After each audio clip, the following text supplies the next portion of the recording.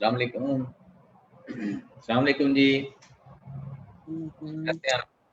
उम्मीद और दुआ है आप ठीक होंगे। शुक्र और अल्लाह का आज जी। है ना जी, वो इस तरह से चलेगा कि आप कोई मैसेज होगा तो आप मैसेज कर लेंगे। शुरू में माइक्स ऑफ रहेंगे और फिर 20-25 मिनट बात करके फिर माइक ऑन कर देंगे, तो उसमें फिर आप अपने अपने क्वेश्चंस कर सकते हैं। ये जो पहले 20-25 मिनट हैं, इसमें अपने अपने माइक ऑफ रखने हैं ताकि शोर जो है वो यहाँ तक ना पहुँचे। तो शुरू कर लेते हैं। बच्चों की ज़िद्दें। तो अगर आपने ज़िद्दें जो हैं बच्चों की मैनेज करनी हैं, तो 3 चीज़ें जो हैं वो बड़ी अहम हैं जी इसमें। सबसे पहले तो ये अहम है कि हम प्रिकॉशनरी मेजर्स क्या लेंगे, यानी हम वो कौन-सी एहतियाती तदाबीर करेंगे कि जिनसे एक बच्चा जो है वो ना तो ज़िद करे और ना हमें कोई मुश्किल हो। ठीक है? अब ये एहतियाती तदाबीर क्या हैं? तो आप माज़ी के जो तजर्बात हैं, मुशाहिदात हैं, बच्चे के हवाले से, उनको मद्देनज़र रखते हुए आप 3 असूल सेट करेंगे घर के अंदर मिल-जुल कर रहने के। अच्छा, हर घर के कुछ असूल होते हैं, लेकिन आम तौर पे ये लिखे नहीं जाते। जब लिखे नहीं जाते तो कुछ असूल ऐसे होते हैं जो बड़े वाज़ेह होते हैं, तो बच्चों को पता चल जाता है। लेकिन कुछ असूल ऐसे होते हैं जो ग्रे एरियाज़ में होते हैं, यानी जो बिल्कुल क्लियर नहीं होते, जो ज़रा मुश्किल होते हैं अंडरस्टैंड करना और करवाना। जब यहाँ पे बच्चा लिमिट्स जो है वो अपनी नहीं जानता, तो वो गलती से कोई काम कर बैठता है ऐसा जिसकी वजह से उसके अंदर फिर ज़िद पैदा हो जाती है, चपकलिश पैदा हो जाती है। चुनांचे 3 रूल्स सेट कर लीजिए कम से कम, और ये वो रूल्स हों जो उसकी ज़िद्दों को मैनेज करने के हवाले से हों। मसलन एक रूल ये हो सकता है कि शाउट कोई नहीं करेगा, और माँ भी इसकी पाबंद हो, बाप भी इसका पाबंद हो और बच्चे भी फिर इसके पाबंद हों। अगर कोई ऐसा मसला है जिस पे इख्तिलाफ़ राय है, तो उसको बैठ के हल किया जाएगा, दलील के साथ आर्गुमेंट्स दिए जाएंगे, इमोशनल नहीं हुआ जाएगा। तो इस तरह से 3 रूल्स बनाए जाएं और वो फिर लिख के लगा लिए जाएं। जब 3 रूल्स लिख के लगा लेंगे तो हर कोई जो है उनकी पैरवी करता नजर आएगा, क्योंकि ये बार बार हमारी नज़र से गुजरते रहेंगे। नफ्सियात का एक असूल है और वो ये है कि people don't do what you expect, people do what you inspect. यानी लोग वो काम नहीं करते जो आप ख्वाहिश करते हैं, जिनकी आपको ख्वाहिश है। लोग वो काम करते हैं जिनको आप चेक करते हैं। तो जब आप असूल बनाएंगे और उनको चेक करेंगे बार बार, और बच्चा भी वो असूल बनाएगा और उसकी सेल्फ चेकिंग हो रही होगी, तो उसको वो याद रहेंगे और उन पे अमल करेगा, क्योंकि सेल्फ मॉनिटरिंग भी शुरू है और दूसरों की मॉनिटरिंग भी हो रही है और बार बार उसकी रेपिटिशन भी हो रही है। तो पहली बात तो यह है कि रूल्स बनाएं, और फिर सिर्फ रूल्स बनाना अहम नहीं है, ये भी साथ लिखा जाना चाहिए कि अगर ये असूल टूटेगा तो कॉन्सिक्वेंस क्या होगा, नतीजा क्या निकलेगा, सजा क्या मिलेगी। अच्छा, ये सजा जो है ये जिस्मानी नहीं हो सकती किसी भी सूरत, ये याद रखिएगा कि जिस्मानी सजा के नफ्सियात खिलाफ है। हाँ, अमेरिका की कुछ स्टेट्स हैं जहाँ पे एक पैडल होता है जी, पैडल, ठीक है, ये लकड़ी का बना हुआ होता है, 3-4 इंच चौड़ा और 4-5-6 इंच लंबा, और पीछे एक उसके हैंडल होता है पकड़ने के लिए, और उसके आगे जो है, इस लकड़ी के आगे नरम फोम जो होता है वो लगा होता है। तो कुछ स्टेट्स में, कुछ रियासतों में इसकी इजाजत है, और फिर वो जिस्म के उस हिस्से पे लगाई जाती है चोट हल्की फुल्की, जो कि नाजुक ना हो। लेकिन बाकी जो नफ्सियात है या बाकी जो दुनिया के तरक्की याफ्ता ममालिक है, वहाँ बच्चे को मारा नहीं जाता, और मारने के सख्त खिलाफ हैं, कवानीन बड़े सख्त खिलाफ हैं। तो मैं समझता हूँ कि बच्चे का जो भी कसूर है उस पर मारे मत। हाँ, अगर बच्चा अपनी जिंदगी या दूसरों की जिंदगी के लिए खतरा बन गया तो फिर सोचा जा सकता है, ठीक है। पहले आपने रूल्स बना लेने हैं और फिर कॉन्सिक्वेंस बना लेने हैं कि अगर आपने शाउट किया तो एक दिन के लिए आपका मोबाइल बंद है। अच्छा, यहाँ पे एक चीज कि सबसे पहले अगर आप बच्चों की जिद्दों को मैनेज करना चाहते हैं तो उसकी पसंद की जो चीजें हैं उनकी लिस्ट बनाएं आप। ये 2 लिस्टें बनेंगी, एक पसंद की चीजें होंगी खाने पीने वाली, वो आपने 10 चीजें देखनी है।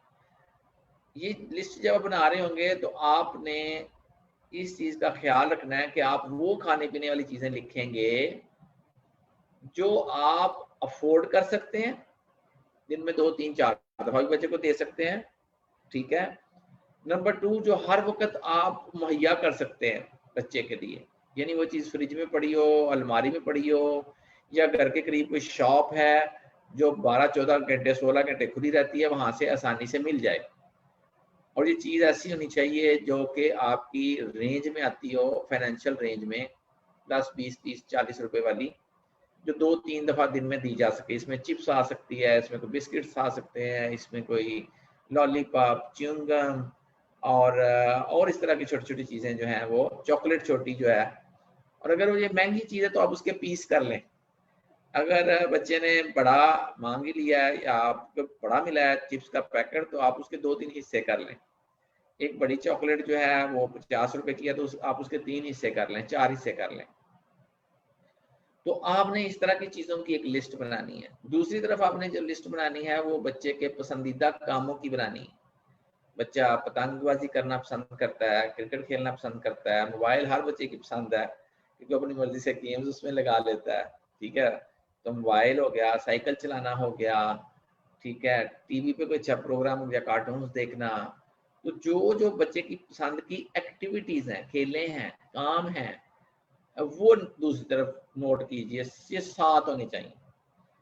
ये जो 10 चीजें खाने पीने वाली हैं और ये जो 7 काम है जो बच्चे की पसंद के हैं, सबसे पहले काम ये करना है कि इन पे आपने अपना कंट्रोल रखना है।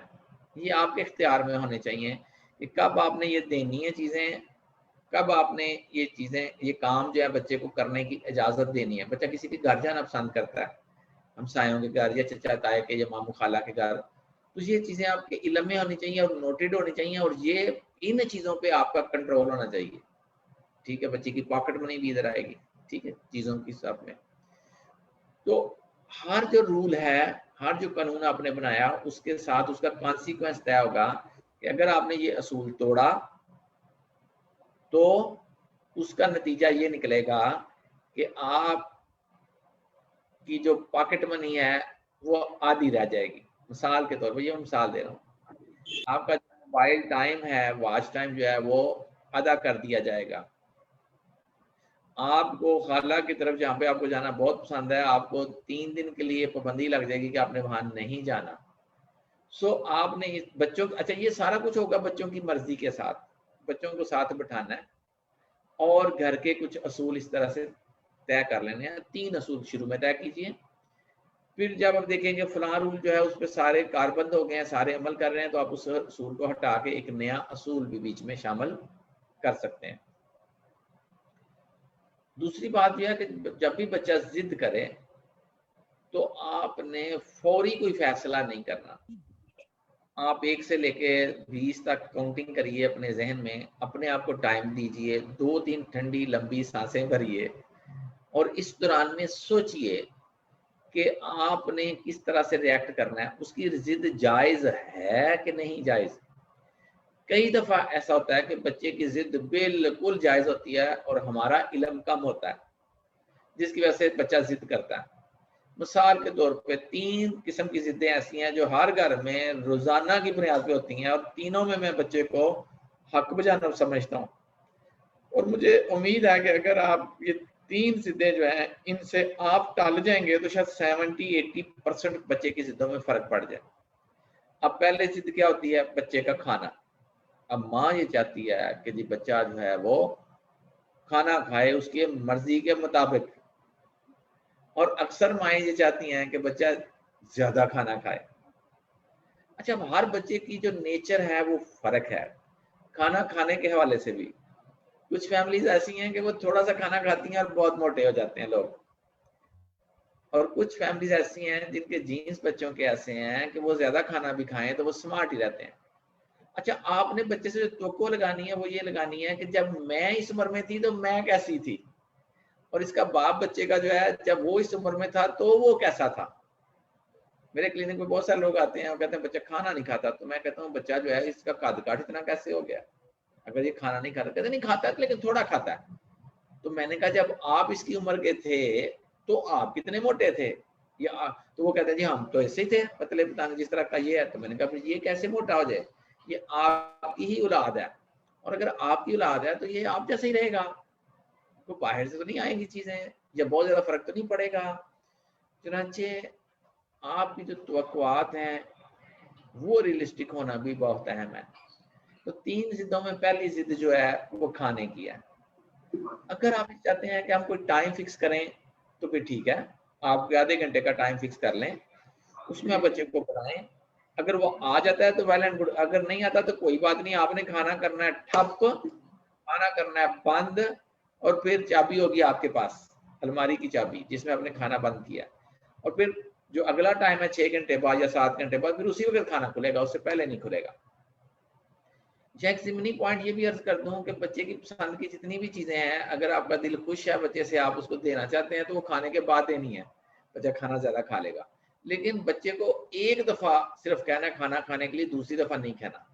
अच्छा, अगर आप ये समझते हैं कि नहीं मुझे ये रूटीन पसंद नहीं है, बच्चा मैं कहूँगी खा ले तो ठीक है, नहीं खाता तो कोई बात नहीं है, जब मर्जी खा ले, तो फिर भी परेशानी की कोई बात नहीं।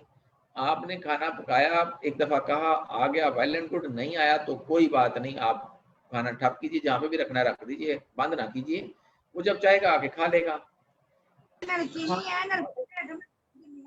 खाने के वाले से जो असूल की बात है वो ये है कि घर में आपने एक वजन करने वाली मशीन रखनी है।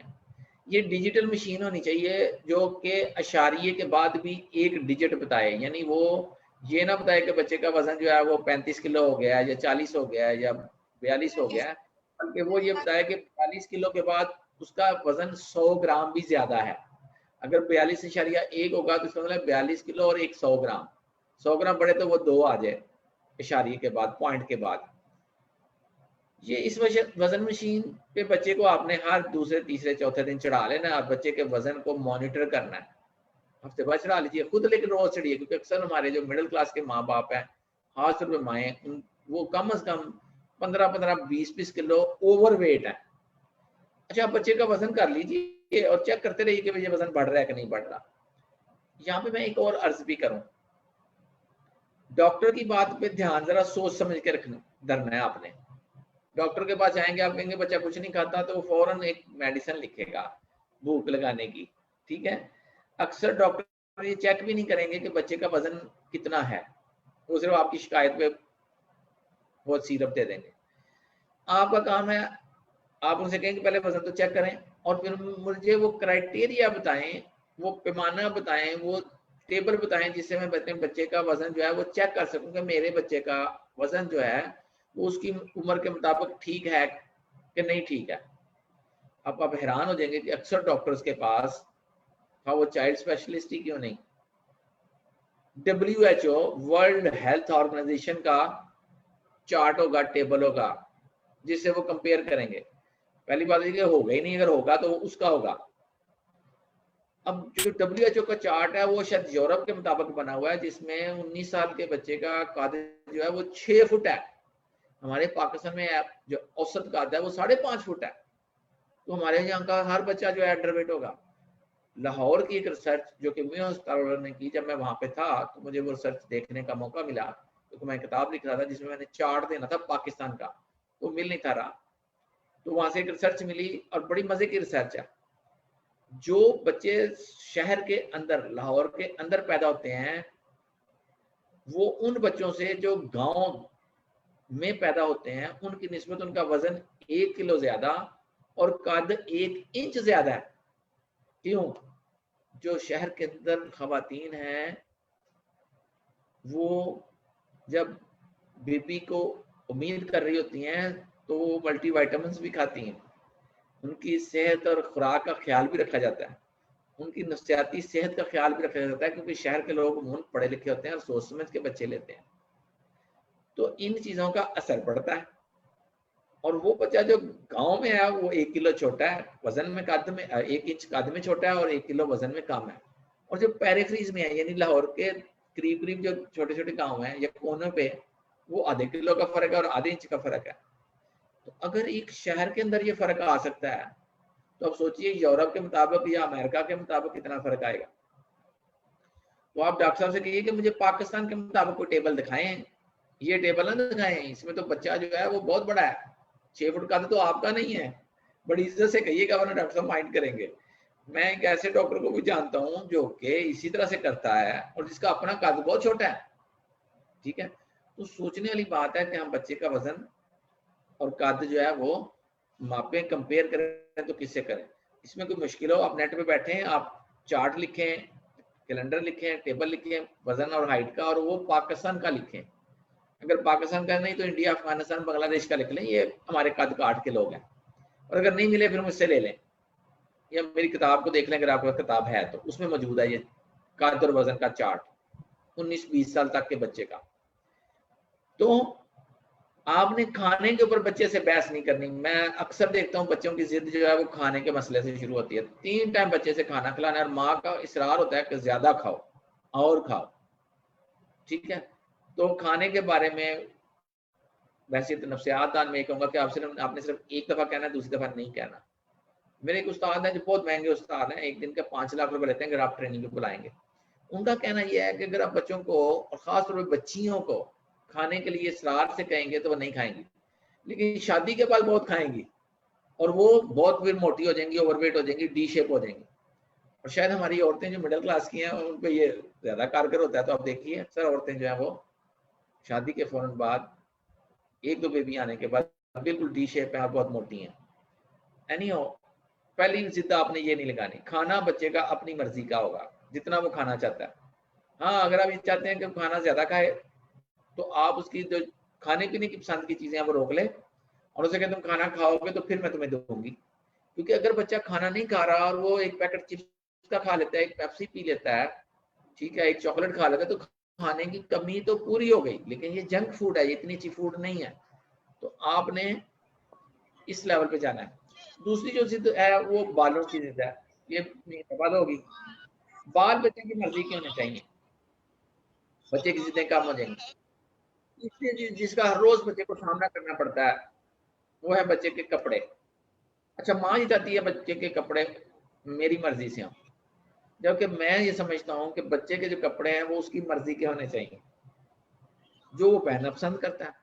अब माँ को होता है जी गर्मी लग जाएगी, सर्दी लग जाएगी, कहीं जा रहे हैं, हमारी इज्जत का मसला है, ठीक है आज ये पहनना चाहिए। नहीं जी नहीं, ये बच्चे को खुद सीखने दीजिए।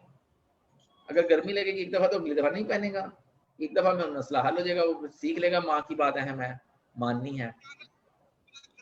कपड़ों किसी के यहाँ जाना पड़े तो हमारा ये होता है कि जनाब मैं हमारी मर्जी के कपड़े पहने, तो मैं समझता हूँ वो भी मुनासिब नहीं। बच्चे को अपनी पसंद के कपड़े पहनने दें, ये उसका हक है।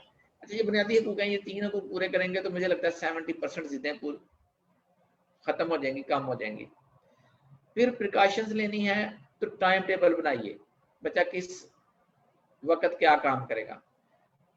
क्योंकि अगर और खासतौर पर छोटे बच्चों का टाइम टेबल जरूर बनाना है, क्योंकि जो छोटे बच्चे होते हैं उनकी नफ्सियात हमें ये बताती है कि वो स्ट्रक्चर चाहते हैं। स्ट्रक्चर मतलब उन्हें पता हो क्या काम होना है, अब क्या काम होना है, तो वो इजी फील करते हैं, वो स्ट्रेस फील नहीं करते, तो उनके लिए आसानी रहती है। अब अगर पहले से चीजें तयशुदा होंगी तो बच्चा जिद नहीं करेगा। ये सारी चीजें जो मैं बता रहा हूँ हिफाजती तदाबीर है, जिनसे जिद्दें होंगी नहीं। अगर होंगी नहीं तो फिर हमें मैनेज करने में आसानी रहेगी, क्योंकि जिद्दें ही काम होंगी तो हमारी जान छुट्टी रहेगी। बच्चे की जो सेल्फ रिस्पेक्ट है ना जी, उसका आपने ख्याल रखना है, इज्जत नफ्स का। खास तौर पर अगर आपका बच्चा 10 साल से बड़ा हो गया, तो 10 साल से बड़ा अगर बच्चा हो गया है तो आप समझ लीजिए कि अब वो बालग है। नौजवान हम इसे कहते हैं अपनी जुबान में, एडोलेसेंट कहते हैं नफ्सियात की जुबान में, नौजवान। अच्छा, ये जो नौजवान है ये बाहर तो कमजोर है, हमारे जितना नहीं हुआ अभी, लेकिन ये हर वो काम कर सकता है जो मैं और आप कर सकते हैं, बालग जो है बड़े। ये बलूगत जो है ये 20 साल, लेकिन ये जो नौ बलूगत है, नौजवानी है, ये 10 से 20 साल है, और फिर 20 साल से आगे जवानी है। ये जो नौबलूगत है इसमें हम बच्चे को समझते हैं ये छोटा है, ये बच्चा है। ये बच्चा नहीं है जनाब, ये हर वो काम कर सकता है जो मैं और आप कर सकते हैं। चुनाचे अब आप इसको इज्जत से बुलाइए, जी कह के बुलाइए, उसके पूरे नाम से बुलाइए, उसको उतनी इज्जत दीजिए जितने अपने बहन भाइयों को, हाजिर बड़े बहन भाइयों को देते हैं, तो फिर भी जिद्दें कम होंगी। और किसी भी उसकी सेल्फ रिस्पेक्ट डैमेज ना कीजिए, उसके दोस्तों के सामने या फैमिली के सामने बेइज्जती ना कीजिए। मुस्बत सोच रखिए आप, और एज ए रोल मॉडल जरा पेश कीजिए। अगर आप कहते हैं कि जी मैं बोल लूँ, बच्चे बोले बच्चे अपनी बात ना मनवाएं, तो ऐसा नहीं। अगर गालियां दे रहे हैं तो बच्चे भी गालियां देंगे, अगर हम जिद्दी हैं अपने एटीट्यूड में तो बच्चे भी जिद्दी होंगे। तो आपने अपने आप को फ्लेक्सिबल रखना है। छोटी छोटी चीजों में बच्चे से मशवरा ले लें और बच्चे से फैसले करवा लें। मसलन अच्छा ये चीजें कंट्रोल हो जाएंगी। मसलन आपने आज पकाना क्या है, आपका प्रोग्राम है दाल पकाने का, आपको पता है कि बच्चे को दाल पसंद नहीं है, लेकिन आपको ये भी पता है कि वो करेले बिल्कुल ही नापसंद करता है, तो आप बच्चे से फैसला कराएं कि बेटा आज दाल पकाएं कि करेले पकाएं। तो करेले तो किसी जरूरत नहीं मानेगा, आप ये कहेंगे इन दो में से चॉइस है, आज तुम्हारी चॉइस है, बताएं। तो उसे कहे, तो अब वो उसकी मानी गई। हफ्ते 10 दिन में किसी एक तो उसकी वैसे भी ओपन चॉइस भी ले लें, ठीक है, तो वो जो भी चॉइस का है वो उस दिन वो पका लें। चनाचे जब आप बच्चे से मशवरा लेंगे, बच्चे को अहमियत देंगे, तो बच्चा ये समझेगा कि मेरी इज्जत है घर में, चनाचे वो जिद्दें कम करेगा। तो ये भी करिए। अच्छा जी, लाडला नहीं रखना बच्चे को आपको। बहुत सारे माँ बाप बच्चे के लाड और नखरे उठाते हैं, असूली मौकफ इख्तियार नहीं करते। तो कहते हैं बच्चे मुझे बड़ा प्यार आ रहा था, बच्चे ने का नखरा उठा लिया। तो जब आपने बच्चे की गलत बात भी मानी, नखरा उठाया, तो वो असूलों पे क्यों चलेगा? वो तो अपनी बात मनवाएगा और जिद करेगा। तो याद रखिए असूली मौकफ पे चलिए, नखरे ना उठाइए, बच्चे को बिगाड़िए मत। आप खुद नखरे उठाते हैं, बच्चे को बिगाड़ते हैं, फिर आप कहते हैं जी बच्चा जिद्दें करता है। बहुत सारे घरों में मैं जानता हूँ जिसमें किसी न किसी वजह की बुनियाद पे बच्चे के नखरे उठाए जाते हैं। मतलब बच्चा खूबसूरत बहुत है, तो भाई अगर खूबसूरत है तो उसकी खूबसूरती तो कुदरती है, उसकी अच्छे काम की तारीफ करिए, खूबसूरती पे उसको कोई क्रेडिट नहीं मिलना चाहिए। अब बच्चा अकेला है, बहनें 3 है, तो बेटे के नखरे उठाए जा रहे हैं जनाब। इसको कुछ नहीं कहना, बहनों को कह लो जो मर्जी कहना, बहनें जो है उसकी खिदमत करेंगी। नहीं जनाब, ऐसा बिल्कुल नहीं होना चाहिए। लड़के और लड़की में फी जमाना कम से कम शहरों में कोई फर्क नहीं रह गया। लड़कियां भी हर वो काम कर रही हैं जो लड़के कर रहे हैं, बल्कि बहुत बेहतर करती हैं। वो दौर क्या, जिम्मेदारी वाला दौर, देहात वाला दौर, जब लड़के की अहमियत थी क्योंकि वो जोर ज्यादा लगाता था, खेती बाड़ी कर सकता था। तो अब हम शहरों में खेती बाड़ी का मसला नहीं है, हमें लड़कियां बिजनेस करती हैं और बहुत अच्छा बिजनेस करती हैं, ऑनलाइन भी बिजनेस करती हैं, बहुत पैसे कमा लेती हैं, लड़कों से भी ज्यादा पैसे कमा लेती हैं। क्योंकि लड़की लड़के में अब फर्क नहीं है, लड़कियां हर वो काम कर रही हैं जो लड़के करते हैं। स्वाय के तरीके कह लें वो नहीं कर सकती बेचारी, क्योंकि उनका जिस्म जो है वो एक खास नजाकत के साथ है, कमजोर जिस्म है। चुनाचे आपने फर्क नहीं रखना। अब बच्चा अकलौता है जी, वो अकलौता बच्चा है तो नखरे उठाए जा रहे हैं, तो ऐसा नहीं है। तो नखरे ना उठाइए। स्पोर्ट्स में बच्चे को जरूर शिरकत कराइए, खेलों में बच्चे की जिद काम हो जाएगी, क्योंकि स्पोर्ट्स है हमें सब्र सिखाती हैं। स्पोर्ट्स में एक बॉल जो है अगर वो टप्पा लग के जमीन खराब होने की वजह से उल्टा घूम गया और बच्चा आउट हो गया, तो ये अनसर्टेनिटीज जो है, ये जो फॉर्चून है, किस्मत, और ये जो स्पोर्ट्समैन स्पिरिट है, सब्र बर्दाश्त करना है कि अपनी बारी का इंतजार कर रहे हैं जनाब, अगला बंदा अटक गया, वो बारी नहीं आने दे रहा। जिंदगी की जितनी स्किल्स हैं, लाइफ स्किल्स जिनको हम बोलते हैं, सॉफ्ट स्किल्स जिनको बोलते हैं, जो तालीम से भी ज्यादा अहम है, वो इंसान स्पोर्ट्स में खेलता है। तो सब्र करना जब आएगा तो जिद्दें काम हो जाएंगी। तो आप बच्चे को किसी जिस्मानी खेल में कोशिश करें कि इन्वॉल्व किया जाए, ये चीजें करिए। इसके बाद आपने ये देखना है कि बच्चे की नेचर क्या है। ये थे कुछ प्रिकॉशनरी मेजर्स, एहतियाती तदाबीर जिनसे जिद्दें कम हो जाएंगी। उसके बाद आप देखिए कि बच्चे की नेचर क्या है। अब हाइपर एक्टिव बच्चे कुछ ऐसे बच्चे होते हैं जो पैदाइशी हाइपर हैं, ठीक है। अगर बच्चा हाइपर एक्टिव है तो उसके चांसेस ज्यादा है कि वो जिद करे, क्योंकि इसके लिए फैसला करने के लिए टाइम कम होता है। असल मसला इनका ये होता है कि अटेंशन स्पैन कम है, तो जिन्होंने फौरी फौरी फौरी फौरी फैसले करने, तो गलत फैसले भी करेंगे। अब इन बच्चों को पालने के तरीके भी मुख्तलिफ हैं। तो आप पहले सबसे ये तरीके तो सीखिए बच्चों को पालने के, और खासतौर पे हाइपर एक्टिव बच्चों को पालने के तरीके जो है वो सीखिए। बेसिक नीड्स जो है बच्चे की वो पूरी करनी है सबसे पहले। ये करेंगे तो फिर देखें कि जिद्दें करता है बच्चा कि नहीं करता, क्योंकि बच्चा बहुत सारी दफा अपनी बेसिक नीड्स के लिए स्ट्रगल कर रहा होता है।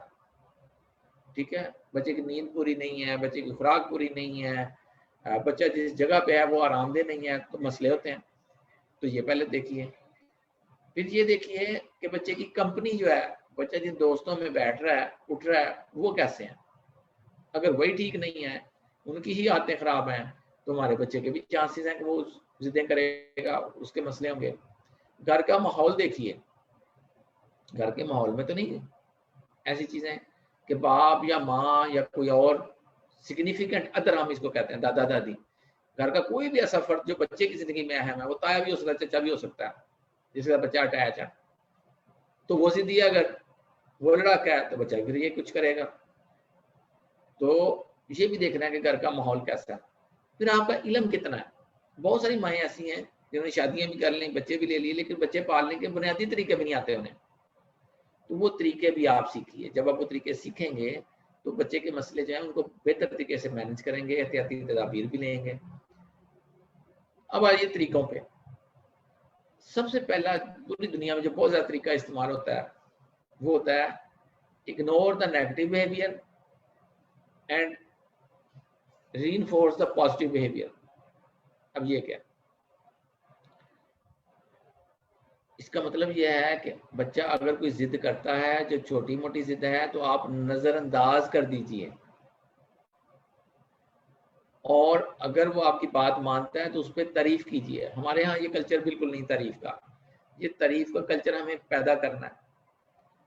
छोटी छोटी बातें, छोटे छोटे अच्छे काम जो बच्चा करता है आप उसकी तारीफ कीजिए। मसलन बच्चे ने आपकी बात मान के कपड़े पहन लिए हैं, तो आप बच्चे की तारीफ कीजिए, बहुत अच्छी बात है, आप दूसरों का कहना मानते हैं, बड़ों का कहना मानते हैं, आपने मेरी मर्जी के कपड़े पहने, मुझे बहुत खुशी हुई है, आए मेरे गले लगे। और ठंडी डाले ना बच्चे का, बच्चे से क्या आपने पानी पिला दो, उसने पानी पिला दिया है, आप फिर तारीफ करें। उसने कोई चीज आपने लाने के लिए कहा, वो चीज उठा के ले आया, आप तारीफ करें। और यूरोपियंस एडवांस कंट्री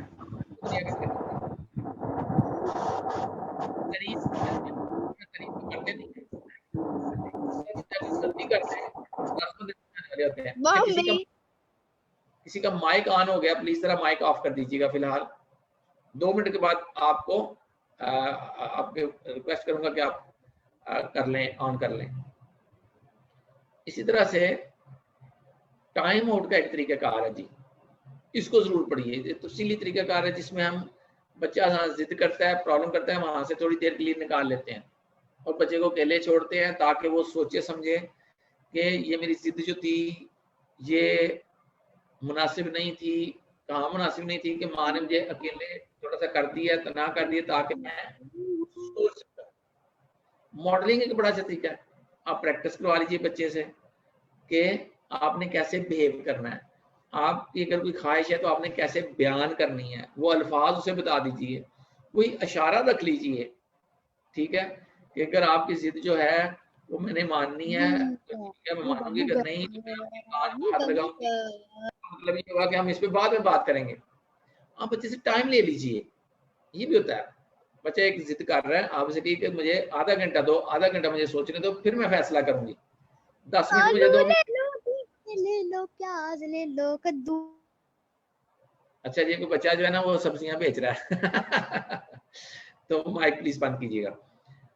तो आपने टाइम ले लेना बच्चे से, क्योंकि अगर हम फौरी फैसला करते हैं तो बाद में हम इमोशनल हो जाते हैं, जज्बाती हो जाते हैं, जिसकी वजह से प्रॉब्लम जो है वो बढ़ जाती है। बच्चे की जायज बात भी बाद में हम उस पर इनकार करते हैं, जिससे मसला और बढ़ते हैं। तो ये चंद टेक्निक्स हैं जो मैं आपसे शेयर कर रहा हूँ। अब आपके क्वेश्चंस और उनके मुताबिक फिर मैं जवाब देता जाऊंगा। कुछ क्वेश्चंस आए हुए हैं वो मैं ले लेता हूँ और फिर आगे चलते हैं जी। फिर आपके लाइव कॉल्स भी ले लेंगे। बच्चे को गुस्सा आता है तो कोई भी चीज अपने सर पर मारने की कोशिश करता है, उम्र 14 साल है, बड़ा अच्छा है जी, ये तो आपका मसला ही नहीं है, ये तो बच्चे का मसला है। आपने क्या करना है, जब वो ऐसा करे तो वहां से निकल जाए दूसरे कमरे में, इस तरह कुछ बच्चे सांस रोक लेते हैं, ठीक है, तो या सर पटकते हैं जमीन पे। तो अगर बच्चा ऐसा करता है ना, तो ये आपका मसला है ही नहीं, ये उसका अपना मसला है। आपने वहां से बस निकल जाना है। हमारे यहाँ सर अकेले में नफ्सियात कहती है कि बच्चे सांस भी रोकते हैं तो किसी की मौजूदगी भी रोकते हैं, अकेले को बच्चा सांस नहीं रोकेगा। आज तक कभी आपने नहीं सुना होगा कि बच्चा अकेले में मर गया, ठीक है। और सांस भी जो है वो रुकता है, वो चंद सेकंड्स के लिए रुकता है, मिनटों में भी नहीं जाता। तो एक तरीका यह कि आप बच्चे के मुंह पे जोर से फूंक मारें, एक तरीका है थप्पड़ लगा दें फिर जोर से, ठीक है, तो सांस आ जाएगा। वैसे जो सांस है वो 5 मिनट तक रुका रहे तो फिर जाके बंदा मरता है, उससे पहले नहीं मरता। जैसे परेशान होने की बात नहीं, ये इसको हम कहते हैं इमोशनल ब्लैकमेलिंग। ये वही बात जो मैंने की शुरू में कि इग्नोर करना है नेगेटिव बिहेवियर को, ठीक है। तो अगर बच्चा इस तरह की कोई हरकत करता है तो आपका सादा सा काम ये है, सादा सा तरीका ये है कि आप वहां से निकल जाएं उस दूसरे कमरे में, या बच्चे को उठा के दूसरे कमरे में छोड़ आए, ठीक है। तो बेहतर यह है कि आप निकल जाए वहां से, ताकि उसको उठाने की भी नौबत ना पड़े। 5-10 मिनट बाद आ जाइए, बच्चा बेहतर हो गया होगा, ठीक होगा। बच्चा मोबाइल पकड़ने की जिद करता है, इसका क्या हल है? जी देखें, मोबाइल जो है बहुत बड़ी अट्रैक्शन है, तो बच्चे को पकड़ाइए, जरूर पकड़ाइए, लेकिन जब वो आपके काम कर ले, आपके कहने मान ले, वो पढ़ ले, सबक पढ़ ले, तो दीजिए मोबाइल। मैं मोबाइल के हाथ में हूँ। देखें, अगर बच्चे के लिए ग्राउंड नहीं है, उसके लिए कोई जिस्मानी खेल नहीं है, तो फिर मैं घंटे से 2 घंटे के दरमियान जो है वॉच टाइम का हामी हूँ, जिसमें मोबाइल भी आता है, टीवी भी आता है, लैपटॉप भी आता है, ठीक है, कंप्यूटर आ जाता है, ये वॉच टाइम है। 1 घंटा तो मैं जरूर हामी हूँ जी, 1 घंटा जरूर मिलना चाहिए। लेकिन अगर बच्चा खेलता है, ठीक है, तो फिर 1 घंटा, अगर वो कोई ऐसा खेल नहीं खेलता जो जिस्मानी है, तो फिर 2 घंटे बचता है। लेकिन मैं ये कहूँगा कि आप बच्चे के साथ खेलें, खुद डेवलप कीजिए, घर में लूडो रखिए, कैरम बोर्ड रखिए, चेस जो शतरंज वो रखिए, कोई ना कोई ऐसी गेम, इवन ताश भी। ताश लोग समझते हैं हमारे वक्तों की बुरी चीज थी, नहीं, अगर शर्त लगाएंगे तो बुरी होगी। वो तो क्रिकेट में भी जाके शर्त लगाएं तो वो बुरी चीज है, ठीक है। तो ऐसी बात नहीं है। मैं एक बहुत कामयाब इंसान को जानता हूँ, और उनके वालिद ने उन्हें खुद ताश सिखाई और शतरंज सिखाई। शतरंज जो है ये, और ताश भी जो है, इसकी भी कुछ गेम्स ऐसी हैं जो जहानत को बढ़ाती हैं, मेरा मानना ये है, मेरा ख्याल ये है। तो आप कोई ना कोई ऐसी गेम जिसमें ग्रुप में बच्चे खेलें, याद रखिए खेल ऐसी होनी चाहिए जो ग्रुप में खेली जाए, जिसमें ग्रो हो, 2 या 2 से ज्यादा बच्चे हों। फिर बच्चा लाइफ स्किल सीखता है, वो चीजें सीखता है जो जिंदगी में कामयाबी के लिए जरूरी है। अकेले खेल वाली चीज अच्छी नहीं है। तो मोबाइल जरूर दीजिए, जब बच्चा पढ़ लेता है तो दीजिए, जब उसने कोई अच्छा काम किया तो दीजिए। 15-15 मिनट, 10-10 मिनट के स्पेल्स में दीजिए, पूरा घंटा इकट्ठा ना दीजिए, वरना उसके बाद फिर वो आपके काबू में नहीं आएगा, क्योंकि उसको पता है कि वो मजे वाला काम कर चुका है। अच्छा, बच्चा इस चीज में भी जिद कर देगा कि पहले मुझे आप चीज दें फिर मैं पढ़ूंगा। आप कहेंगे ये पट्टी शकूर साहब ने हमें नहीं पढ़ाई। शकूर साहब कहते हैं कि पहले काम करो, फिर तनख्वाह मिलेगी, फिर इनाम मिलेगा, फिर ये सहूलतें मिलेंगी। तो पहले काम फिर इनाम, ठीक है जी। और ये ना कहिएगा कि बच्चा लालची हो गया, ना ना ना ना ना ना। लालच ये है, याद कीजिए वो कहानी कुत्ते वाली, हड्डी वाली। लालच ये वो होता है जब हम किसी की चीज छीनते हैं, किसी का हक छीनते हैं। अगर बच्चा आपको कहता है कि जी मैं ये काम करते तो मुझे ये चीज दे दीजिएगा, तो ये हक है। और अगर आप उसे उसके हक से ज्यादा चीज दे देते हैं, उसने कहा था मुझे 15 मिनट दीजिएगा मोबाइल, मैं पढ़ लेता हूँ 2 घंटे या 1 घंटा, और आपने उसे 15 मिनट दिया तो ये उसका हक है। लेकिन अगर आपने आधा घंटा दे दिया तो ये ऊपर वाले 15 मिनट उसका इनाम है। तो आप ये चीज चलाएंगे, इनाम बनाए काम, दाम बनाए काम।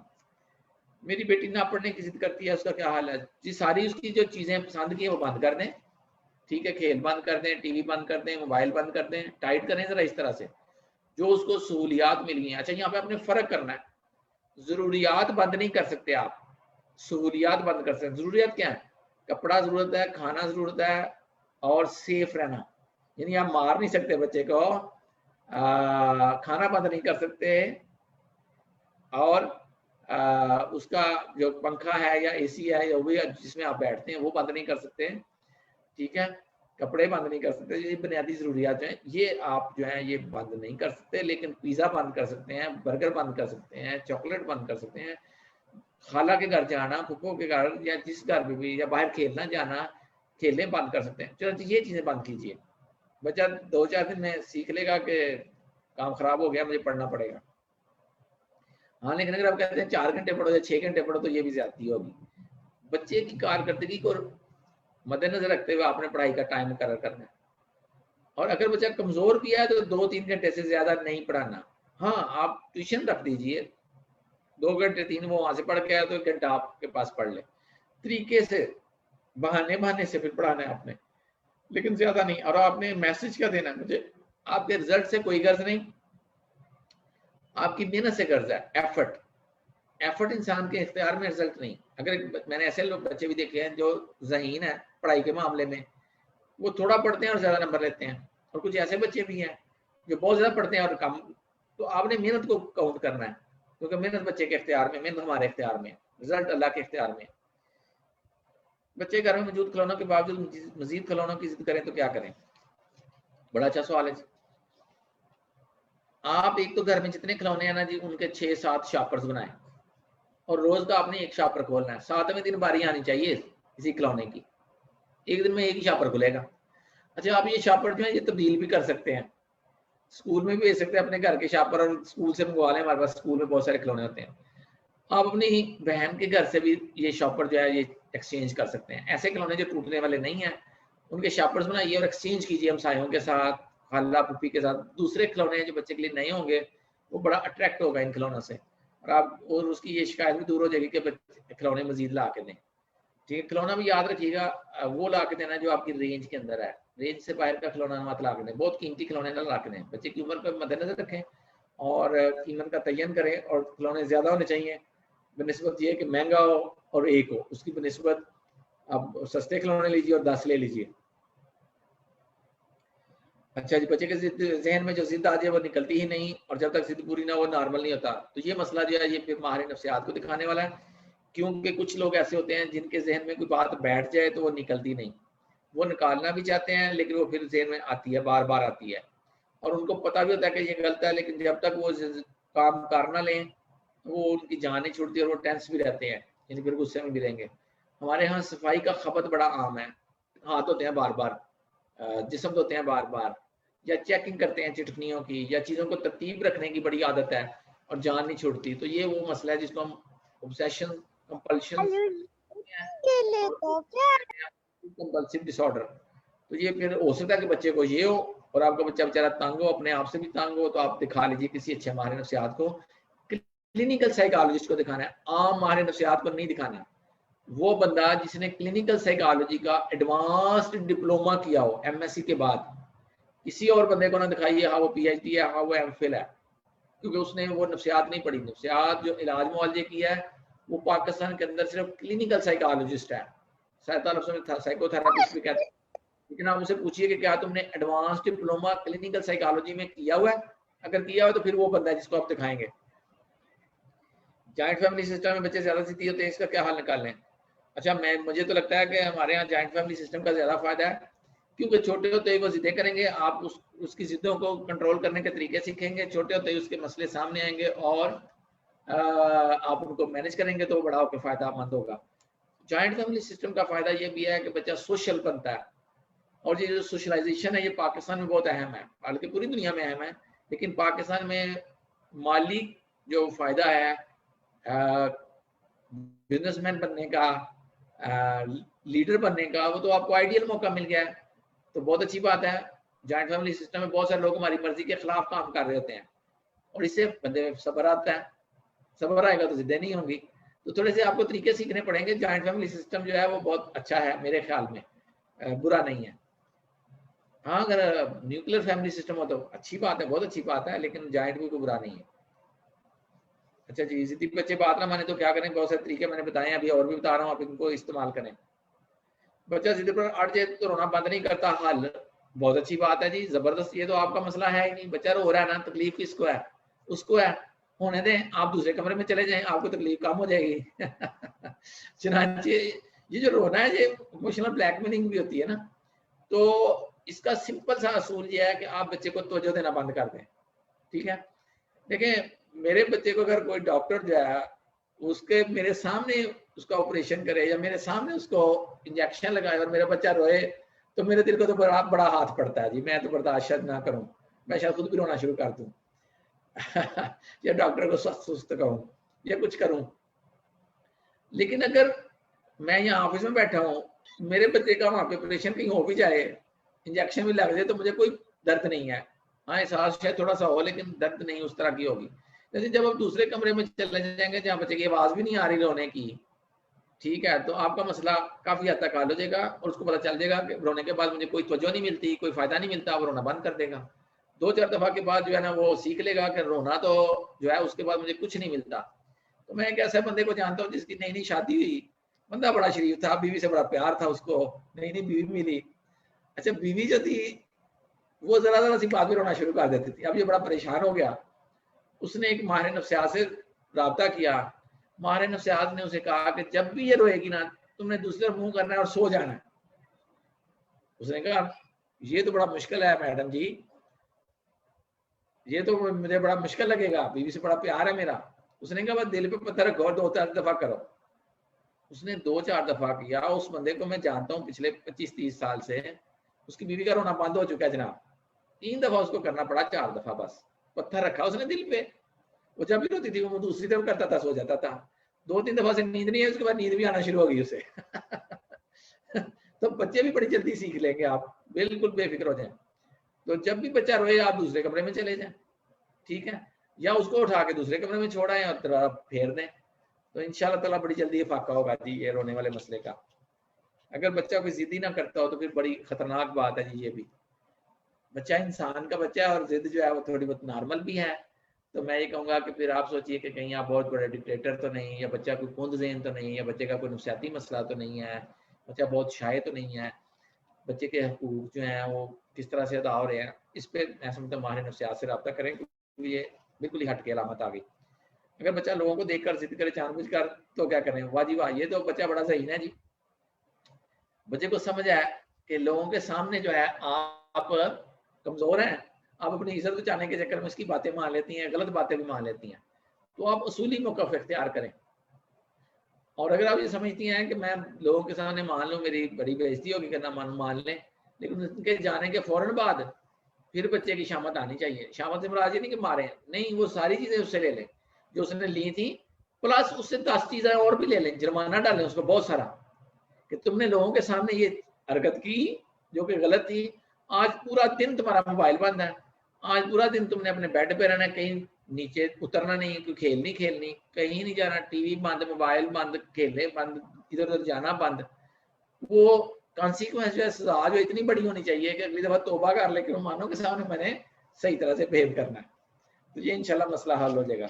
और एक अच्छा तरीका ये है कि आप मेहमानों के सामने भी असूलों पे कायम रहें, ठीक है, आप जो करती हैं वो करें, टाइम आउट का तरीका इस्तेमाल किया जा सकता है, कोई ऐसा मसला नहीं। बच्चे की उम्र 11 साल, अगर सारा दिन भी वो कुछ ना खाए या सिर्फ एक रोटी खाए पूरे दिन में, तो क्या किया जाए? सबसे पहले आपने चाइल्ड स्पेशलिस्ट को दिखाना है, जो बच्चों के मामलात का माहिर है, बच्चों की बीमारियों का माहिर है, वो पहले चेक करेगा। अगर वो कहता है कि बच्चा जिस्मानी तौर पे बिल्कुल ठीक है, तो फिर माहिर नफ्सियात, ठीक है, उससे रब्ता करिए। तो ये इंशाल्लाह कोई ऐसा बड़ा मसला नहीं, वो तरीके बताएगा आपको। आज मैंने भी कुछ तरीके बताए हैं जिन पे आप चलेंगे तो इंशाल्लाह ताला मसले हल हो जाएंगे। ज़िद्दी बच्चा शाउट करे तो क्या करें? असूल बनाए जी कि जो भी बंदा शाउट करेगा, वो जो 3 असूल मैंने शुरू में बताए हैं कि 3 असूल जरूर बनाएं और घर में वाज़े जगह पे लगाएं जहाँ पे हर बंदे को नजर आए। तो असूल बना दें कि जो शाउट करेगा एक दिन के लिए उसका मोबाइल बंद हो जाएगा, वो हाँ आप खुद हैं उस दिन। फिर अगर आपने शाउट किया तो आपका भी मोबाइल बंद है। अपने ऊपर भी वही असूल लागू करने हैं आपने। और अगर आप ये समझते हैं नहीं ये बच्चों वाले असूल है, ये बड़ों वाले नहीं है, तो बड़ों वाले लगा के बच्चों के मशवरे से वो आप उनसे पूछें कि मेरे लिए आप क्या असूल बनाते हैं, मैं कहाँ कहाँ पे आपको तंग करती हूँ, मेरे में आप कहाँ कहाँ पे बेहतरी चाहते हैं मेरे रवैयों में, तो आप मेरे असूल बना लें, मैं आपसे मशवरा चाहती हूँ, आप मुझे गाइड करें, ठीक है। तो अपने लिए भी असूल बना लीजिए। अगर आप अपने लिए असूल बना लेंगे तो फिर जो है वो बच्चे भी असूलों पे अमल पैरा होंगे। जी, अब आपके कोई क्वेश्चंस हैं तो अपना माइक ऑन कर लीजिए और सवालत कर लीजिए। आपने क्या क्वेश्चन किया? उन्होंने कहा अगर क्वेश्चन है तो माइक ऑन करें। आपका क्या क्वेश्चन है? तो बस चुप रही। अच्छा बेटा माइक बंद कर दें, अपनी मामा के हवाले करें माइक। जी जी। अस्सलाम वालेकुम सर। वालेकुम सलाम। सर मेरी बेटी है 3 साल की, उसको कोई भी बात करें तो वो इग्नोर कर देती है, जैसे उसने कुछ सुना ही नहीं है। कोई काम बोले तो वो भी मानती नहीं है, आगे से बोलती है नहीं मैंने नहीं करना। ज्यादातर तो वो बात को इग्नोर ही कर देती है। ठीक है, वही काम जो मैंने बेसिक बताए हैं, आप उसकी पसंद की चीजें नोट करें, ठीक है। और अगर वो काम नहीं करती है आपकी पसंद का, आपका कहना नहीं मानती, ये सारी चीजें बंद होंगी। अच्छा कहना नहीं है, अच्छा बच्चे से मुआहदा नहीं करना। मुआहदा में एक बड़ा अच्छा तरीका है बच्चे से अपनी बात मनवाने का, लेकिन ये आखिर में इस्तेमाल कर सकते हैं हम, शुरू में नहीं करना, ठीक है। अच्छा तो आपने क्या करना है कि कभी तो मानेगी, कोई छोटा सा काम उसे कह दें, छोटा सा, आप यही कह देंगे ये चीज मेरी क्लासेस पड़ेगी, उठा के मुझे पकड़ा दो। जो ही पकड़ाए आप उसकी पसंद की चीज उसे दे दें, ठीक है। अच्छा अब आप कहेंगे नहीं जी ये तो शकूर साहब आप एक ऐसा तरीका बता रहे हैं जिसमें रोज हमारी बहुत सारे पैसे लग जाएंगे, कितनी चीजें दें हम। तो मैं आपको एक और तरीका बताता हूँ, उसको बोलते हैं टोकन इकॉनमी। टोकन इकॉनमी का तरीका ये है कि आप गत्ता लें, जूते लेते हैं तो बड़ा अच्छा सा गत्ता होता है, उसके छोटे छोटे पीस काट लें, कोई गोल काट लें, कोई चकोर काट लें, कोई त्रिकोण काट लें, उनके ऊपर अपने दस्तखत करें मुश्किल से, ताकि बच्चा उसको कॉपी ना कर सके। अब ये बहुत सारे टोकन्स बना लें, 150। जो ही बच्चे ने अच्छा काम किया आपने उसे एक टोकन दे देना, और उसे कहना है कि जब तुम्हारे पास 5 टोकन होंगे तो मैं तुम्हें तुम्हारी पसंद की चीज ले दूंगी 30 रुपए वाली, ठीक है। शुरू में आप 5 टोकन पे रखें, फिर हफ्ते बाद जब बच्चा टोकनों पे लग जाए तो फिर 7 कर दें, फिर 10 कर दें, फिर 12 कर दें, 15 कर दें। तो ये टोकन इकॉनमी एक तरीका, आप नेट पे बैठिए टोकन इकॉनमी लिखिए, तो इससे भी अफाका होगा। और ये जो बच्ची है इसके साथ खेलना शुरू कीजिए।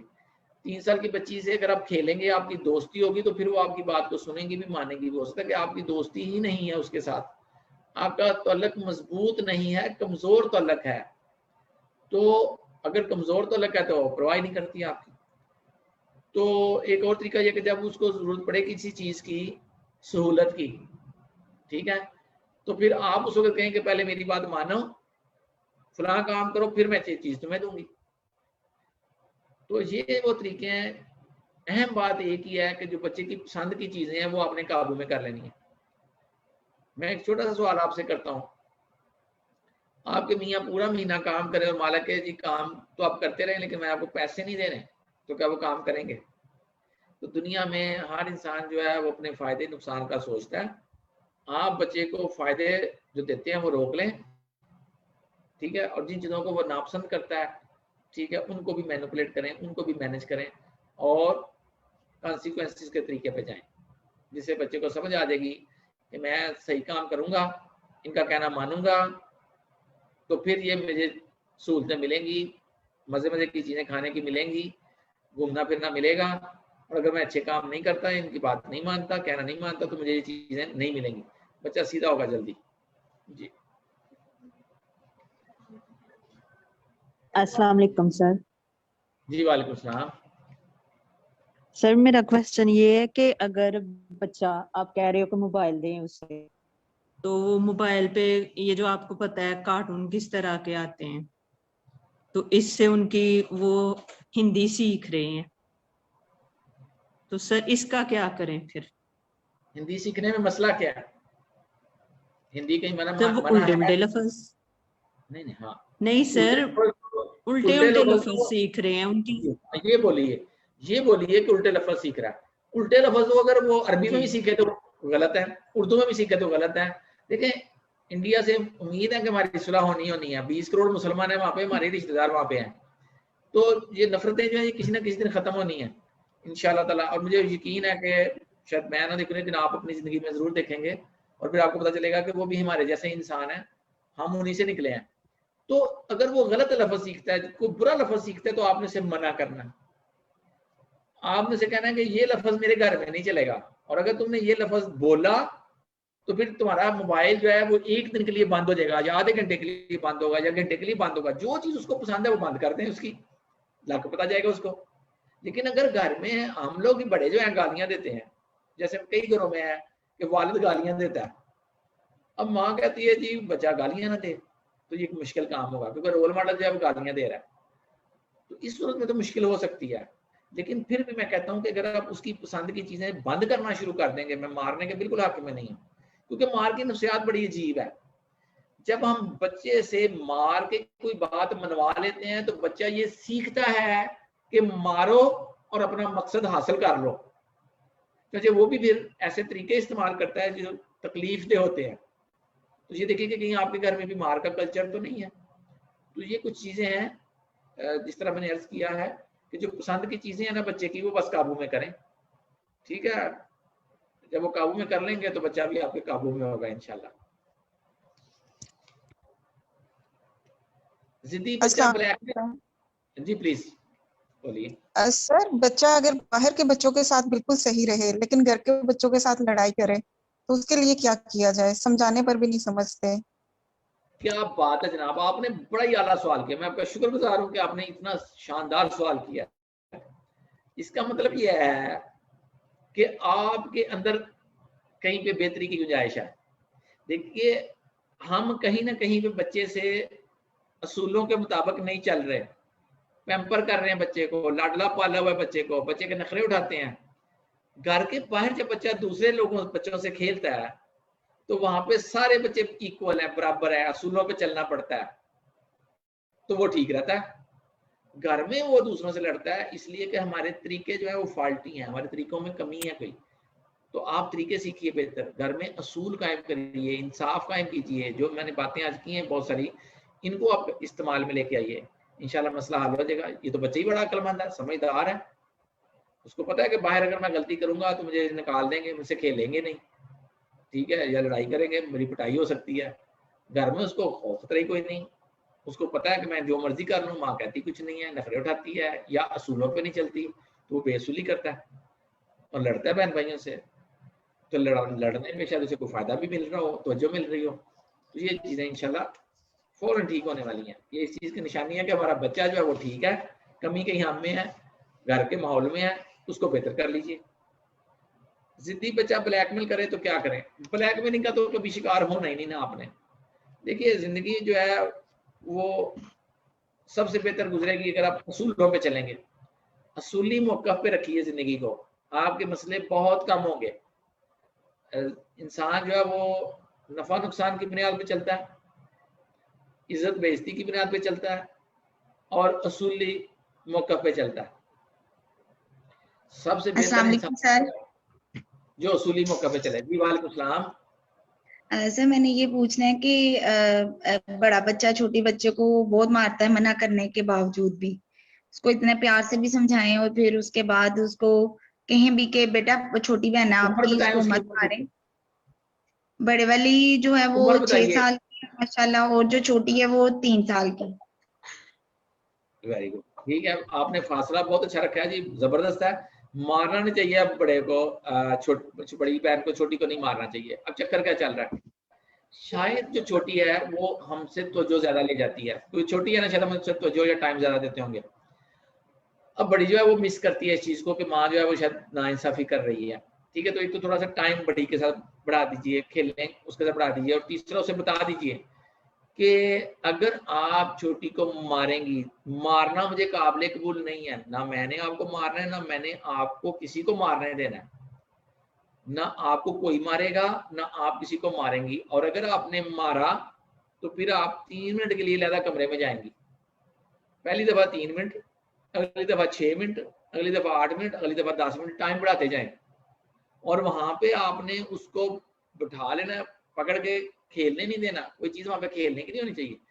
ऐसी जगह पे आपने बच्चे को भेजना है जहां पे के कोई खेलने की चीज ना हो। अगर आप फील करते हैं कोई ऐसी जगह नहीं, तो आप अपने ही कमरे में दरमियान में एक छोटा सा दायरा लगा लीजिए, निशान लगा लीजिए पेन से छोटा सा, और आप बोलिए टाइम आउट, और फिर वहां पे बच्चे को ले जाके पकड़ के खड़ा कर दें, खुद कुर्सी बिछा लें और बैठ जाएं और उसको जोर से पकड़ लीजिए। 6 साल का बच्चा तो आपके काबू में है, और अब यही वक्त है बच्चे को मैनेज करने का, अच्छा अखलाक, अच्छे मामला सिखाने का। अब उस जगह पे आपने 3 मिनट बच्चे को पकड़ के रखना है और उसे कह देना कि अगर तुमने जोर लगाया तो टाइम उस वक्त तक बढ़ेगा और शुरू उस वक्त होगा जब तुम आराम से खड़ी होगी। जब वो आराम से खड़ी हो जाए, हिलना बंद कर दे, जोर लगाना बंद कर दे, फिर उससे आगे 3 मिनट आपने उसको खड़ा रखना है। अगली दफा 5 मिनट, अगली दफा 7 मिनट, 2-2 मिनट करके बढ़ाते जाएं।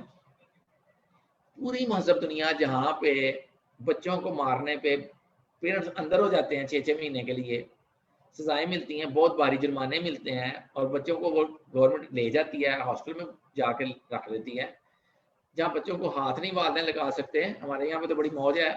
अस्सलाम वालेकुम सर। अस्सलाम वालेकुम। एक मिनट ठहरिए, पिछला जवाब जरा पूरा हो लेने दें। तो वहां पे पूरी दुनिया इसी टाइम आउट मेथड पे चलती है। माओ ने दायरा सा बनाया होता है, एक निशान लगाया होता है, उस पर खड़ा कर देते हैं। 2-4 दफा जब माँ खड़ा कर देती है, फिर उसको कहते हैं टाइम आउट, तो बच्चा खुद ही जाके वहां पे खड़ा हो जाता है। तो इंशाल्लाह ताला ये बच्ची, और मारना तो जो है ना बड़ी जल्दी है, ऐसे 2-3 दिन आप ये काम करें टाइम आउट वाला, 3 दिन के अंदर अंदर बच्चा हाथ नहीं लगाएगा किसी को। जी आप बोलिए जी, अब आप जिन्होंने बात की थी, करनी थी। अस्सलाम वालेकुम सर। मेरी बड़ी बेटी माशाल्लाह 13 साल की है, तो वो ना हर टाइम गुस्से में रहती है, हाइपर रहती है, और बात करो तो आगे से चिल्ला के बात करती है। छोटे बच्चों से इतना प्यार नहीं करती, अगर कोई बड़ा को बात करे तो फौरन जवाब देती है। तो इस मामले क्या करें? फिर छोटे बच्चे भी उसे गाइड करते हैं कि हमारी बड़ी आपी ने इस तरह किया तो हम भी वैसे ही करें। जी सही तो कहनी है। ये बच्चे जो एक जॉइंट फैमिली में रहते हैं, तो बच्चे जो दूसरे बड़े बात करते हैं उनको फौरन कैच करते हैं, और अगर हम उसको ये समझाएं कि आपने इस तरह नहीं करना, तो बड़ा कोई नहीं जी, उसकी अभी इसकी उम्र ऐसी, इसको ऐसा करना दें, तो बच्चे फौरन वो बात मानते हैं। जो माँ समझाती है या जो कुछ कहती है वो बच्चे बात नहीं मानते हैं। इस तरह बच्चों की जिद जो है वो डबल हो रही है। बड़ा अच्छा सवाल किया जी आपने, और आपकी सारी बातें जो बिल्कुल ठीक है। इसका इलाज बड़ा सिंपल है, हल बड़ा सिंपल है। पहली बात तो ये ध्यान में रखिए, दुनिया में सबसे जो मजबूत रिश्ता होता है ना बच्चे का, वो अपनी माँ से होता है। ठीक है, तो अगर वो किसी दूसरे से, घर के किसी फर्द से, मतलब आपकी जिठानी, दरानी, सास, ससुर, जिससे भी कोई गलत बात सीख के आई है, तो आप उसी दिन असूल बनाएं कि ये काम मेरे पास नहीं होगा, और अगर आप मेरे पास करेंगी तो मैं आपको अपने कमरे से बाहर निकालूंगी, जहां से सीखा है उसके पास चले जाओ, उसको वारा खाता है, मुझे नहीं वारा खाता। ये जो कमरा है ये मेरी टेरिटरी है, ये मेरा इलाका है, इसमें आपकी माँ का हुक्म चलना है। जो जिठानी आपकी कर रही है, दरानी कर रही है, या कोई भी और घर का फर्द कर रहा है, वो उसका इलाका है। तो उन्हें कहें उनकी ममलकत अलग है, मेरी ममलकत अलग है, उनके रूल्स वहां चलेंगे। ये काम करना है वहां पे जाकर करो। मसलन मैंने कई दफा देखा है कि जी बच्चे बड़ों को थप्पड़ लगा देते हैं मुंह पे गुस्से में। अब ये कई दफा दादा या दादी ये थप्पड़ तो खा रहे होते हैं लाडों में, लेकिन माँ नहीं खाना चाहती। तो माँ बच्चे से सिंपल ये कहेगी कि आप दादा दादी के साथ तो ये जरूर करें, मुझे कोई इतराज नहीं, वो जायज समझते हैं तो ठीक है। तो जिस दिन दादा दादी को जरा थप्पड़ जोर से पड़ गया, वो खुद ही सीधा कर लेंगे। तो ये उनका मसला है, आपका मसला नहीं है। आपने सिंपल ये कहना है कि ये मेरा इलाका है, इसकी मैं बादशाह हूँ, इसकी मैं मलका हूँ। बादशाह नहीं, बादशाह सलामत हो, है मर्द है, ठीक है। तो इसकी मलका मैं हूँ, आप मेरे शहजादे शहजादी हैं। जब आप बड़े होंगे, आपके बच्चे होंगे, फिर आपकी मानी जाएगी। इस कमरे के अंदर मेरी मानी जानी है, तो चनाचे आप उसमें फिर अपनी बनवाएं, वही सहूलतें जो है बंद कर दें। ठीक है, वो अगर कुछ करता है उसे निकालें कमरे से, अपना दरवाजा बंद करें, जिसके पास जाना है जाओ। ठीक है, ये जो जहां से तुम गलत आदत सीख के आए हो, गलत नहीं कहना, कहना कि ये आदत जहां से सीख के आए हो वहीं पे जाके करो, ये वाला काम मेरे कमरे में ये काम नहीं होगा। तो इंशाल्लाह मुझे पूरी उम्मीद है कि 2-4 दफा करने के बाद आप देखेंगी, जब आप ऐसा करेंगी तो इंशाल्लाह वो जो बातें सीखते हैं बच्चे इस तरह की जो आपको पसंद नहीं है, वो आपके कमरे में या आपके सामने वो ऐसा नहीं करेंगे। जी अस्सलाम वालेकुम। जी जी अस्सलाम वालेकुम सर। जी जी जी सर, मुझे थोड़ी सी फीडबैक देनी है। मैंने आपके कहने के मुताबिक अपने बेटे को होमवर्क करवाने से पहले यही कहती हूँ कि अगर आपको होमवर्क जल्दी करना है और अच्छा करना है तो फिर आपको मोबाइल मिलेगा। तो सर वो रियली ऐसा ही करता है कि मैं उसका मोबाइल साइड पे रख देती हूँ, वो काम भी अच्छा करता है और होमवर्क भी अच्छा करता है, तो फिर खुद से मोबाइल लेके यूज कर लेता है। तो मुझे यही फीडबैक देनी थी कि आपके जो आप बताते हैं, हमें हाल बताते हैं, वो बच्चों के ऊपर इफेक्ट भी होता है उनका। Thank you sir. अल्लाह आपने मेरा दिल बढ़ा दिया। देखिए ये तरीके मैंने याद नहीं किए, कोई 19-20 का फर्क जरूर डालता हूँ मैं अपने माहौल के मुताबिक, अपने कल्चर के मुताबिक, अपने मजहब के मुताबिक, लेकिन ये तरीके जो हैं ये साइंस के तहत बने हैं, माहिरीन नफ्सियात में बनाए हैं, टाइम टेस्टेड हैं, उन्होंने भी टेस्ट किए, चेक किए बच्चों पे इस्तेमाल करके। तो अगर आप इनको इस्तेमाल करेंगे तो फ़ायदा होगा, लेकिन आपने जो फीडबैक दिया है इसको हम कहते हैं पॉजिटिव फीडबैक, तारीफ करना किसी की, ये इंसान के आती है। तो अब मेरा दिन बड़ा अच्छा गुजरेगा जी, आपका बहुत शुक्रिया, थैंक यू वेरी मच जी। 2 सवाल है मेरे पास भी। मेरी बेटी 5 साल की है, इसकी जितना माने तो थंब सकिंग करती है, इसे कैसे रोकें? अच्छा जी, ये थंब सकिंग का जो है ना जी पूरा एक अलग से मामला है। 5 साल की उम्र तक बच्चे थंब सकिंग करते हैं जब वो टेंशन में होते हैं, स्ट्रेस में होते हैं। ये किसी हद तक नॉर्मल है, और कहना ना माने जितना माने तो डेफिनेटली उसको स्ट्रेस होता है, वो इस तरह से करती है। तो इसके ऊपर फिर वही तरीके इस्तेमाल करने शुरू कर दें। अब ढेरों ढेर तरीके हैं, आप टाइम आउट का तरीका इस्तेमाल कर सकते हैं, मेरी बेटी भी करती थी, और यकीन कीजिए वो सोते में भी करती थी ना। तो जिन दिनों में हम टाइम आउट का तरीका इस्तेमाल करते थे तो वो नींद में जो उसका थंब सकिंग था वो बंद हो जाता था। तो हमने करना क्या होता था, जब भी आप को हमने देखा कि आपका अंगूठा मुंह में है तो आपको टॉयलेट में जाना पड़ेगा 3 मिनट के लिए, दोबारा देखा तो 5 मिनट के लिए, तीसरी दफा देखा तो 7 मिनट के लिए।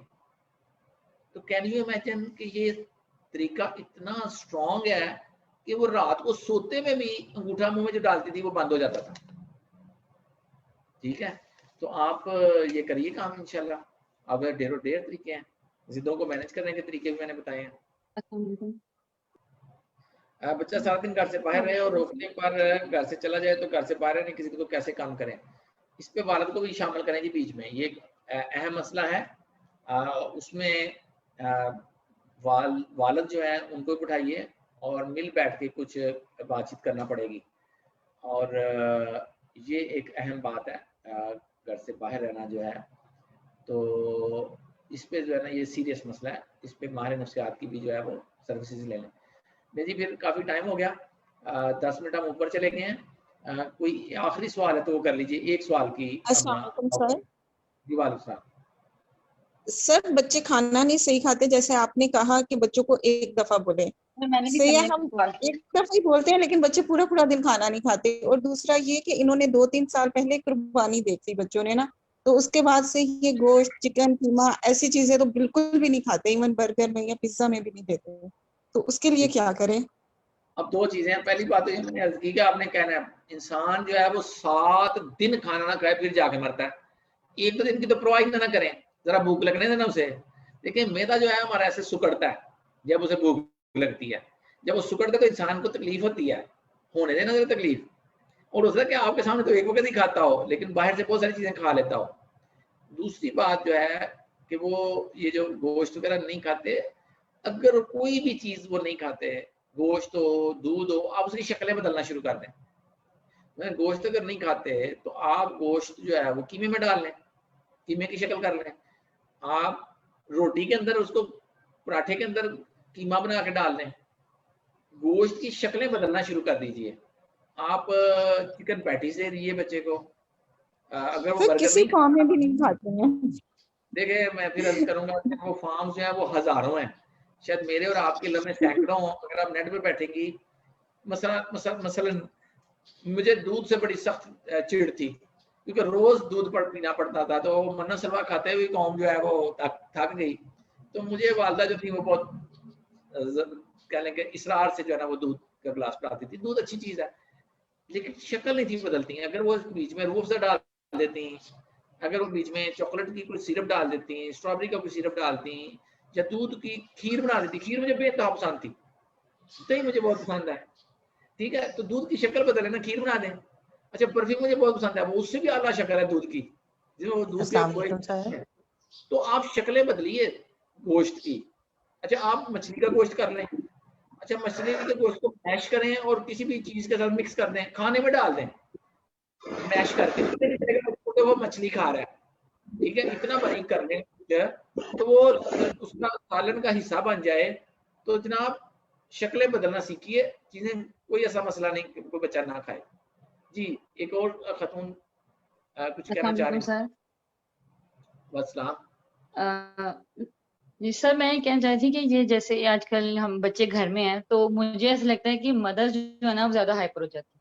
हम लोग सही है। बच्चों को एक्स्ट्रा डांटते हैं। मुझे खुद से फील होता है ऐसे कि हम लोग, बच्चों की इतनी गलती नहीं होती है जितनी हम लोग उनको डांटना शुरू कर देते हैं। और इसका कोई हल बताएं कि हम लोग क्या करें। मतलब इतना भी बच्चे जितने इतने हो गए हैं कि सुनते नहीं बात। और सब उनके दादा बू दादी में यही कि ऐसा बोला करो बच्चे। मैं चीखती हूँ तो बच्चे भी चीखते हैं, मैं इस चीज को एक्सेप्ट करती हूँ। लेकिन जो है चले ना जी। बच्चे सुनते ही नहीं है। जब तक उनको डांटना पड़े, जब तक उनको मारना पड़े, वो सुनते नहीं। तो इसका हल बताएं कि हम लोग अपनी हाइपरटेंशन है वो कैसे कम करें। बड़ा अच्छा टॉपिक बता दिया है। अगला इंशाल्लाह मंगल को रखते हैं जी। और खवातीन के मसाइल जो हैं, खवातीन के दुख, खवातीन की टेंशन, खवातीन की परेशानियां, उस पर अगला टॉपिक करेंगे। आज इसी पे बात खत्म करते हैं। हाँ, एक चीज आपको बता दूं, जो तरीके आप बच्चों के साथ इस्तेमाल कर रहे हैं, आप पूरे मुआशरे को तशद्दुद में लेके जा रहे हैं, इंतहा बना रहे हैं। और कम से कम पूरा मुआशरा, आपका घर जो है बच्चों का, तो शायद आप तो एडजस्ट कर रहे हैं, लेकिन शायद उनके लिए बड़ी मुश्किलात हो जाएंगी। तो आप बेहतर तरीके, आज मैंने कई तरीके बताए, आप उनको इस्तेमाल कीजिए। अल्लाह करीम आपका हामी नासिर हो जी। अल्लाह करीम सबको महफूज रखे, पूरी दुनिया को, पूरी इंसानियत को कोरोना से बचाए और हमें इस मुश्किल वक्त से सेहत के साथ निकाल ले। शुक्रिया। Hello sir.